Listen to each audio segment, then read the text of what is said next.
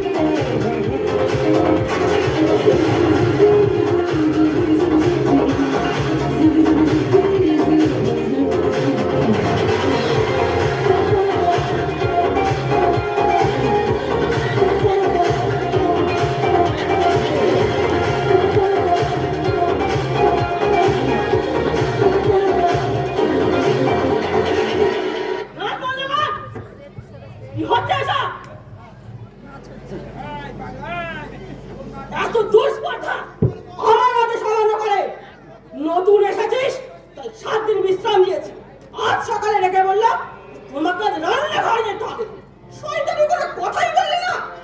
কে রান্না করেছে আজ? আমি করেছি মা। তুমি করেছো? কেন করেছো? আমি তোমাকে বলিনি যে বড় বাবা হেসে যাবে? হ্যাঁ বলেছেন। চুপ করে আছো যাই। বলিনি তোমাকে তুমি আর রান্না করে যাবে না? বলেছেন তো। তাহলে দিদিকে ডাকতে গিয়েছিলাম, ঘরের দরজা বন্ধ। ডাকলাম সাড়া দিল না, তাই বাধ্য হয়ে নিজেই। ঘরের দরজা বন্ধ কেন? সে তো যেদিন থেকে বাড়িতে এসেছে সেদিন থেকে যখনই গেছি দেখেছি ঘরের দরজা বন্ধ। পাগলটাকে নিয়ে ঘরের মধ্যে কি যে করে ঈশ্বরই জানে। ওহিও ভাই। হ্যাঁ হ্যাঁ মা, সমস্ত দিন বন্ধ থাকে ঘর, কোনো সারা শব্দ পাওয়া যায় না। আমার মনে হয় টুকটাক করে। টুকটাক? হ্যাঁ দিদি, ডাকিনি বিদ্যে জানো না, ওর বাবাকে তো ভেড়া বানিয়ে দিয়েছে। আমার মনে হয় তন্ত্রমন্ত্রে সাধনা করছে অভিকে নিয়ে। এটা হবে না? না। অবাক কাণ্ড। কি খাচ্ছে ওরা? স্টোভটা নিয়ে গেছে, তাতেই বোধহয় সেদ্ধ ভাত করে খাচ্ছে। চাল ডাল ঘর থেকেই নিয়েছে, নাহলে পাবে কোথায়? তোমরা আমাকে এতদিন জানাওনি কেন? কি ভেবেছো তোমরা? জানি সে কি না শয়তানিকে গিয়ে খুলে রেখে আনবি। বলবি আমি রেখেছি। আজ ওকে আমার শিক্ষা দেবো না, সারা জীবন বলতে পারবে না। মুখের কথায় শাস্তি হবে না মা। মুড়ো ছেলেটা কাজ সেরে রাখো, দরকার পড়লে প্রয়োগ করতে পারবে। বলবি এক্ষুনি রেখেছি। সব কথা তোমাকে বলিনি ভাই। বিয়ের দিন মাঝির কি মুখ বলেছে বিয়ে বিদেই করে দেব, পাড়ার মস্তান ছেলেদের ডেকে আড়ং ধরে দেব। আমি তখন থানায় গিয়ে খবর দিলাম, কিন্তু পুলিশ তো আসেনি। আমার মজা, আসবে কি পুলিশ? দুর্গার বাচ্চাটাকে ফাঁসিয়ে দিয়েছিল, যদি কোনো গোলমাল হয় ফাঁসিতে তুমি ঝুলিয়ে নেবে। ব্যাস ঠান্ডা, নইলে ঘর পাকিয়েছিল, মারবে বরজাত বলে। গায়ে হাত দিয়ে দেখতাম না, বুঝে নিতাম কত ধরে কত চাল। আপনি তো বিয়েতে যাননি মা? থামো বাচ্চা, আমি না পেলেও আমি যাদের পাঠিয়েছিলাম তারা সব মস্তান তৈরি হয়ে গিয়েছিল। সব তু শব্দটি করে না মাটির সঙ্গে মিশিয়ে দিয়ে সারাদিন ঘরের দরজা জানালা বন্ধ করে কি করো? সেটা আমার ব্যক্তিগত ব্যাপার, আপনাকে কৈফিয়ত দিতে আমি বাধ্য নই।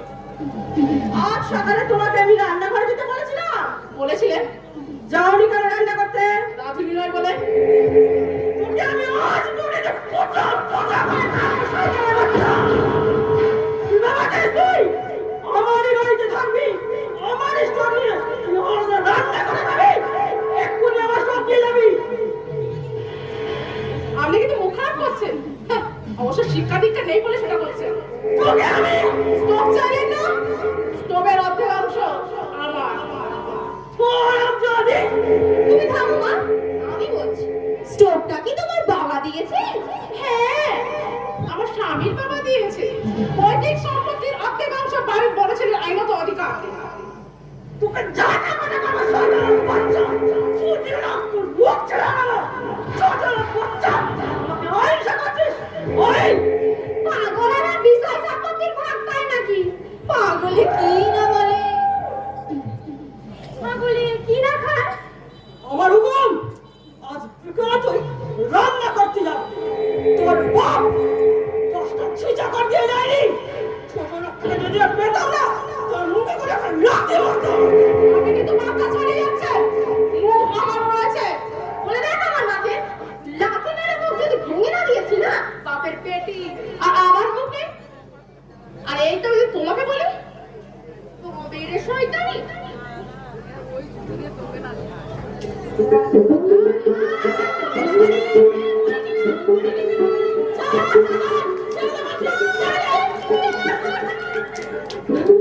হোমিওপ্যাথি দোষ দিলাম, দরকার হলে না এলাকাতে প্রয়োগ করবে। আমাকে যদি শান্তিতে থাকতে না দাও, এই বাড়িতে আমি অশান্তির আগুন জ্বালিয়ে দিয়ে যাবো। মনে রাখবেন, আমার নাম দুর্গা। দুর্গারা কাঁদে না, কাঁদায়। হাতটা আমার ভেঙে দিয়ে গেছে মা। ওরে বাবা, কি যন্ত্রণা, কি যন্ত্রণা। আমি যদি ছোট লোকের বাচ্চাকে আমি যদি বিষ খাইয়ে খুন। মারছে মা। আপনার কাছে জায়গাটা রাখতে চাই, এখানে দাঁড়িয়ে থাকলে কি যন্ত্রণার প্রশ্ন হবে? মহালক্ষ্মী মা ভয় লাগে বাবা। বাবা আসুক, এর প্রতিবিধান যদি না করেছিল আমার নামই না। চলে যা, ডাক্তারের কাছে যা। যাচ্ছি। কেড়ে জানি বোধহয় আজকে মাসে আজই ফোন করে বাসে যাবো আমি। আগের মধ্যে ঠিক মারিনি।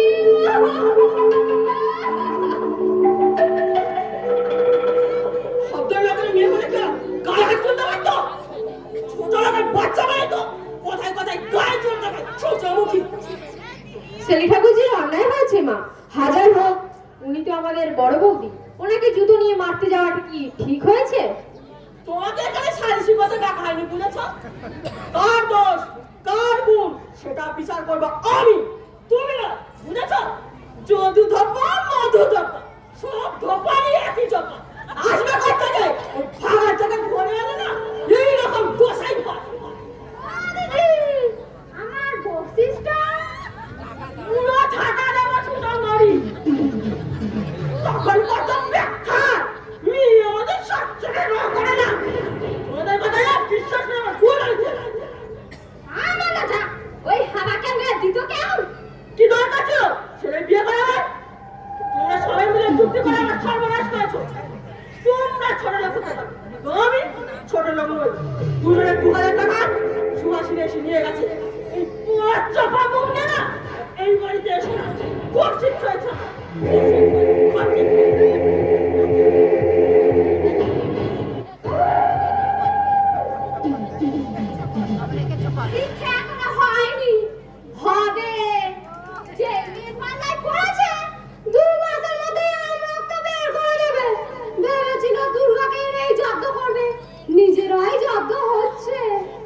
মাসি, দেখলি তো দুর্গাকে, ওরকম যদি টাইট দিতে না পারিস কাঁদে কাঁদে জীবন চলে যাবে।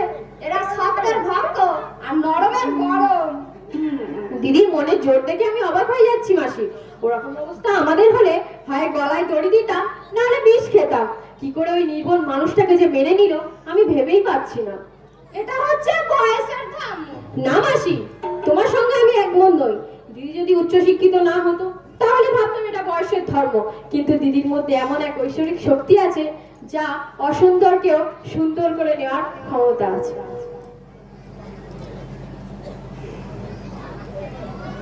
এমন ছোট লোক একটু চা পর্যন্ত দিল না। সুহাসিনী কবে এসে টাকা নিয়ে গেল? গিন্নি বলল দুজনের টাকাই দিয়েছি। কি জানি বাবা সত্যি বললো না মিথ্যে বললো। সুহাসিনীর হাতে টাকা পড়লে বের করতে। আরে লাগান মা, ও দিদি তুমি কখন এলে? বেলা 12টার সময়। একেবারে খাওয়ার সময়। খুব সাঁটি আছো আজ বলো। মাছ ছিল, মাছ মাংস মিষ্টি দই সব কিছুই খেলাম। ইস, আগে যদি আসতাম ওই মুখ পোড়া বাসটা দেরি করে দিয়ে গেল। কত টাকা দিয়েছে? টাকা কই দেয়নি তো। গিন্নি বললো দিয়েছি। দেয়নি, ঠাট্টা করেছে, দেবে বলেছে। আর যদি প্রমাণ দিতে পারে আমি তোমার জুতো মুখে দিয়ে চলে যাবো। এসো প্রমাণ দিচ্ছি। তুমি যাও, আমি আসছি। আসছি মানে দুর্গার সঙ্গে দেখা করে আসি। যদি পালাবার চেষ্টা করো ভালো হবে না কিন্তু বলে দিলাম। মরে গেলে চিতায় গিয়ে টাকা আদায় করে আনবো। আমার হকের টাকা মেরে খাবে এমন বেটা বেটি আজও জন্মায়নি।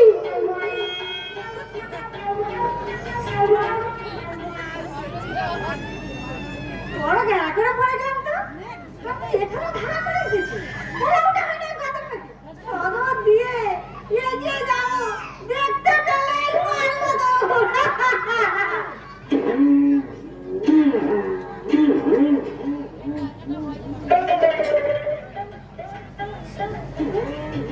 একটা কথা জিজ্ঞাসা করবো বৌদি? কি কথা ভাই? ঘরের দরজা বন্ধ করে দিয়ে কি করছো তোমরা? সব সাধনা করছি। যা, সত্যি? সব মানে তো মরা। হ্যাঁ মরা, মৃতকে জীবিত করার সাধনা করছি। বলতে দ্বিধা নেই, ভালো সারাও পাচ্ছি। হয়তো আমার মুখে রজনীর অবসান ঘটবে, আমার জীবনে দেখা দেবে নবীন সূর্যোদয়। তোমার হেয়ালে আমার মাথায় ঢুকছে না বৌদি, একটু পরিষ্কার করে বলবে? আচ্ছা তোমাকে এটা বিশ্বাস করতে পারি আমি? এই তোমাকে ছুঁয়ে আমি শপথ করছি বলছি, কাউকে কিচ্ছু বলবো না। তোমার অভিদাকে আমি লেখাপড়া শেখাচ্ছি। কি বলছো বৌদি?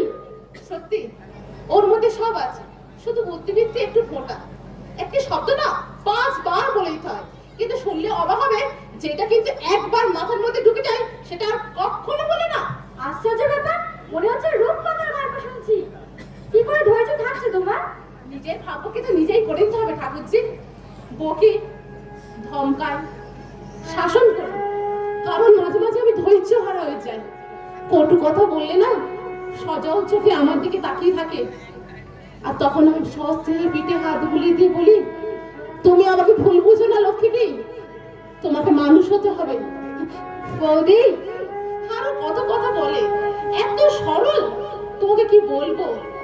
বাচ্চা ছেলের মতো বলে, জানো দুর্গা আমার মা নেই, তাই আমাকে কেউ ভালোবাসে না।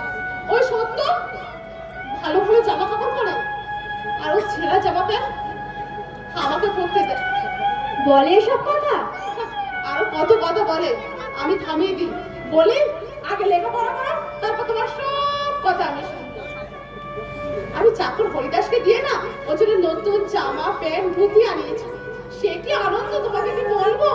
বলে যাই মাকে দেখে আসি, বউ আমাকে নতুন জামা প্যান্ট দিয়েছে। পরশ পাতার কথা গল্প শুনেছিলাম বৌদি, আজ চোখে দেখে নিলাম। না ঠাকুরজি, সত্যিই তুমি সব সাধনা করে চলেছো। অভিদা মানুষ হবেন আর পাত্রের সঙ্গে কথা বলবেন, এটা ছিল স্বপ্নের অতীত। আচ্ছা ডক্টর ময়ূর সরকারকে তুমি চেনো? নাম শুনেছি। ছোটবেলায় নাকি ওকে কদিন চিকিৎসা করেছিল। আমি এই কথাটা শুনলাম পুরনো সেই সাবিত্রীর মুখ থেকে। এখানে আসবার দুদিন পরে আমি ডক্টর মহিম সান্যালের কাছে গিয়েছিলাম। আচ্ছা আচ্ছা, সেদিন বাড়িতে বিরাট সরগোল পড়ে গেছিল। নতুন বউ কার আদেশে বাড়ির বাইরে গেল, কেন গেল, সে কি হুলুস তুলুস কাণ্ড। শেষ পর্যন্ত মেসুমশাই এসে ধমক দিয়ে সবাইকে শান্ত করলেন। বেশি লাফালাফি করছিল ওই শেলি আর নেলি। আমি এসে সব শুনেছি। কি বললেন ডক্টর সান্যাল? বললেন চরম অবহেলার জন্য ওর এই পরিণতি হয়েছে। চিন্তার কোনো কারণ নেই, ওষুধ দিয়েছে। বললেন ওষুধের থেকে বেশি প্রয়োজন স্নেহ, মমতা, ভালোবাসা, শাসন নয়, সোহাগ। তুমি পারবে বৌদি, আমার দৃঢ় বিশ্বাস এই সাধনায় তুমি সিদ্ধি লাভ করবে। তোমাদের পাঁচজনের শুভেচ্ছা থাকলেই হবে ভাই। একটু দেখাবে বৌদি? কি অভিদাকে সেটা এখন মাটির তার, মূর্তি করেনি। একটু। আচ্ছা ঠিক আছে, চলো।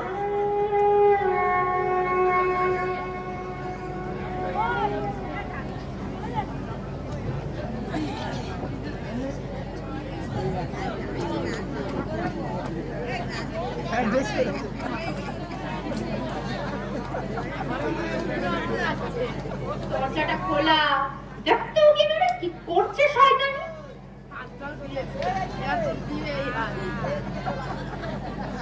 ও দিদি, পাগলাটা ধুতি পাঞ্জাবি পরেছে। তাই না? হ্যাঁ, দারুণ দেখাচ্ছে তো, চেহারাটা তো ভালো। দিদি কি পাগলাটা স্লেট পেন্সিলে কি যেন লিখছে। আরে হ্যাঁ, রমাদি কি যেন বলছে, আর পাগলাটা লিখছে। গাঁজাগুড়ি কথা বলবি না তো, পাগলা লিখতে জানে। আরে ঠিকই কি দেখ।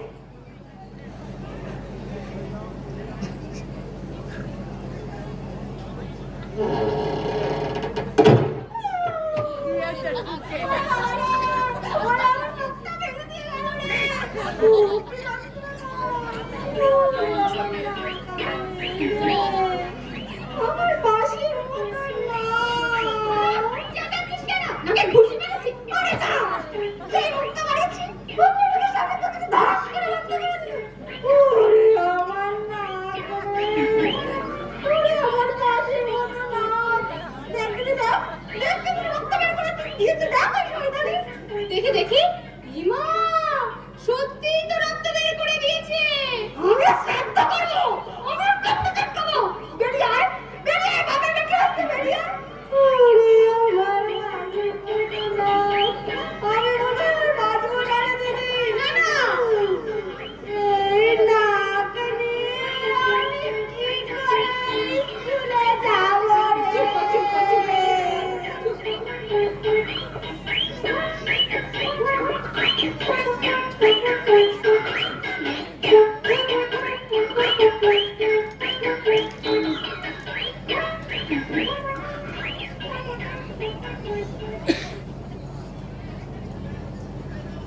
দুর্গমগিরি কান্তার মরু দুস্তর পাড়াবার হে, লঙ্ঘিতে হবে রাত্রি নিশীথে, যাত্রীরা হুঁশিয়ার। দুলিতেছে তরি, ফুলিতেছে জল, ভুলিতেছে মাঝি পথ। ছিড়িয়াছে পাল, কে ধরিবে হাল? আছে কার হিম্মত? কে আছে জোয়ান, হও আগুয়ান, থাকিছে ভবিষ্যৎ। এই তুফান ভারী দিতে হবে পারি, নিতে হবে তরি পার। কি মা? পোস্ট অফিসে গিয়ে দেখ না মা, দিদি চিঠি পত্র এলো কিনা। চিঠি এনে কেউ দিয়ে যাবে না বাড়িতে? নাও যেতে পারে। তুমি কি মা, চিঠি এলে ফেলে দেবে নাকি? ডেলিভারি তো দিতেই হবে।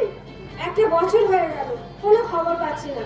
তোর বাবাকে বললাম এতটুকু পথ যাও না একবার। বলে কোন মুখে যাব? যোগ্য পাত্রে যদি সম্পাদন করতে পারতাম, হাসি মুখে গিয়ে দাঁড়াতে পারতাম মেয়ের বাড়িতে।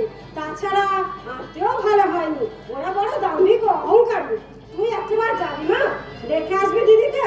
রক্ষে করো, অমন অমলের বাড়িতে আমি যাই না। ওরা বোধহয় যায় না আজকাল। কারা? লাগার মা, সুভাষিনী মাসি। যাবে কি গো? তুমি শোনোনি কিছু? কি শুনবে? 1 বছর আগে বলতে এসেছিল, তুমি মামার বাড়ি গিয়েছিলে। লগার মাকে নাকি নাক খুঁত দিয়ে ছেড়েছে দিদির শাশুড়ি। কবে? 1 বছর আগে বলতে এসেছিল। সে কি কান্না লগার মার। কেমন আছিস গো? ভালো আছি মাসি। আমার দুর্গার কোনো খবর পেলে তোমরা? আমি আর যাই না, তবে শুনেছি দুর্গা নাকি শ্বশুর শাশুড়ির নামে মামলা করেছে। কি বলছো মাসি? দুর্গা কেন মামলা করবে? পাল্টা মামলা দুর্গা শ্বশুরও করেছে। আমার ভাইপো সুয়াদ সদরে গিয়ে শুনিয়েছে দুর্গা নাকি ননদে মারধর করে, শ্বশুর শাশুড়িকে মানে না। কি যুগ পড়েছে মা, কোনদিন শুনেছো আজ মতিকে তারা করে ওই ছেলের ঘর? পাশের গান তাহলে উল্টে গেছে। আর বলা যা, ঘরে ঘরে যখন বধূ নির্যাতন চলছে, তখন যদি কোনো দুর্গা প্রতিবাদে মুখর হয়ে ওঠে, স্বেচ্ছাচারিতার বিরুদ্ধে রুখে দাঁড়ায়, তাহলে এই ঘুম ধরা সমাজে অবসান ঘটবে। বুলবুল, এই সমাজটাকে আমি তীর্যক দৃষ্টি দিয়ে লক্ষ্য করেছি মা।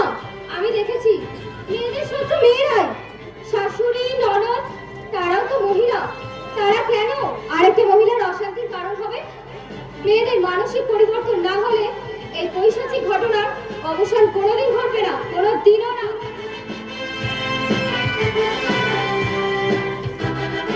তোমার এই মেয়ে জীবনে ভালো হবে না। মেয়ে হবে মাটির মতো শান্ত, পায়ে মারিয়ে গেলেও রাগ হবে না, তবেই না ঘরের লক্ষ্মী হতে পারবে। এইসব মেয়েদের ঘুরে ঘুরে নমস্কার। কি করবো মাসি, কোনোদিন শাসন করিনি। সেটাই তো ভুল করেছো বাচ্চা। কথা বলে জরু গরু পাটনি, মাঝে মাঝে পিটুনি। যাক দেখি অনেকদিন বাদে এলাম, বুলবুলকে একটু বলে দে না মা চা করতে। যা। চা খেয়েছিলাম দুর্গা শ্বশুর বাড়িতে। চা তো নয়, যেন অমৃত অমৃত। কর্তা নিজেই চা বাগানের মালিক। মালিক নয় মাসি, দুর্গা শ্বশুর ম্যানেজার। তুই আমাকে ম্যানেজার দেখে, মালিকও চা ম্যানেজারও তাই। বুলবুলকে বলে দে না মা এক কাপ চা করবে। বুলবুল, এক কাপ চা করে আন তোমার।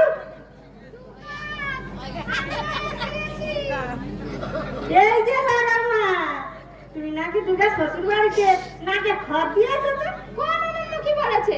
আমি না খত দিয়েছি? বলে তো দুর্গা শাশুড়ি। মিথ্যাবাদ। কাকে বলেছে? তোমাকে বলিনি। তবে কাকে বলেছে? ওই ওই কাকটাকে বলেছি।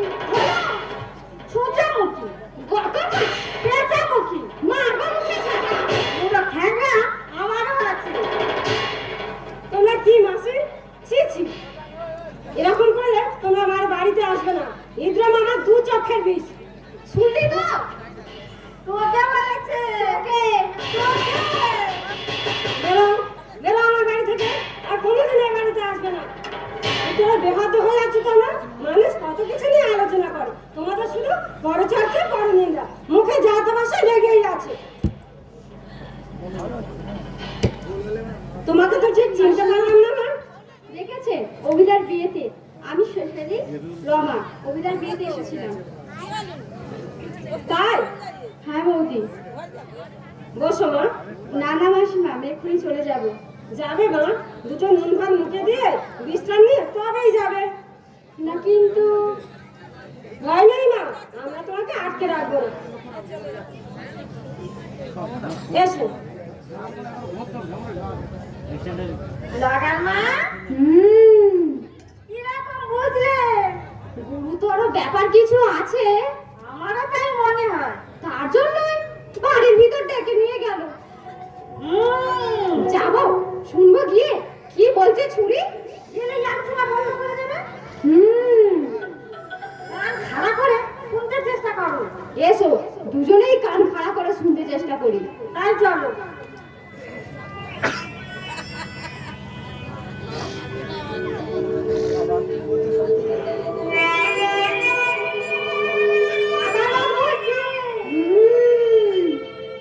আলাদা খাচ্ছে আর বলছে।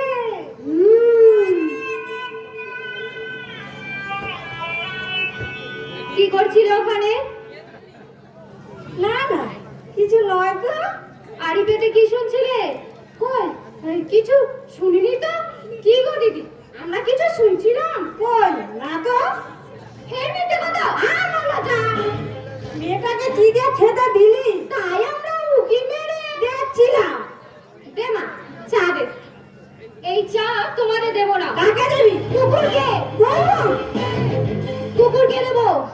কুকুর পশু হতে পারে, কিন্তু বেঈমান নয়। নেমো খারাপ বেঈমান হয় মানুষ। তারা যারই খাবে তারই সর্বনাশ করার চেষ্টা করে। এই বাড়ির অনেক চাল, অনেক ভাত তোমরা খেয়েছো।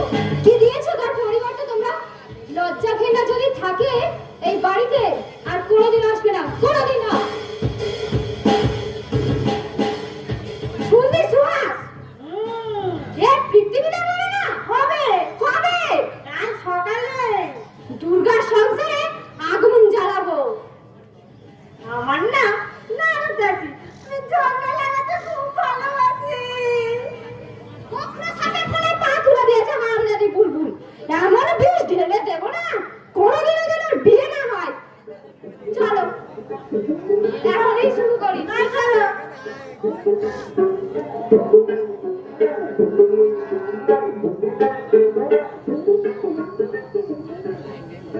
অবিনাশকে বলে দেবে না, ও যেন মানিয়ে চলার চেষ্টা করে।